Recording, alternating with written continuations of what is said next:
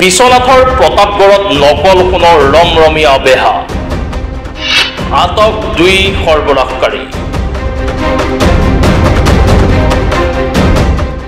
বিশ্বনাথ চাৰিআলিৰ সদৰ আৰক্ষী থানাৰ অন্তৰ্গত প্ৰতাপগড় চাহ বাগিচাৰ স্থিত ৰেল গেটৰ সমীপত এতিয়া নকল সোণৰ বৃহৎ বজাৰ।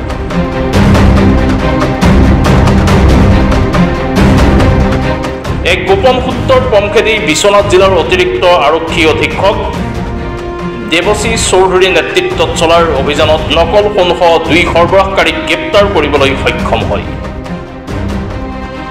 নকল সোণৰ সৰবৰাহকাৰী দুটা মোনাই বিষ্ণুপুৰৰ জাহিৰ আলী আৰু পূব মালগাঁৱৰ ছাইফুল ইছলাম।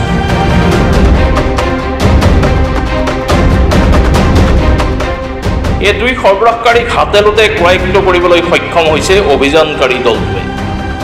ধৃত 2 সৰবৰাহকাৰীৰ পৰা AS12AA1430 নম্বৰ এখন মটৰচাইকেল লগতে 2.2 কেজি নকল সোণ উদ্ধাৰ কৰিবলৈ সক্ষম হয়। ইতিমধ্যে বিশ্বনাথ আৰক্ষীয়ে সদৰ আৰক্ষী থানাত হাজিৰ কৰি 2কে অধিক তথ্যৰ বাবে জেৰা অব্যাহত ৰাখিছে বুলি জানিব পৰা গৈছে।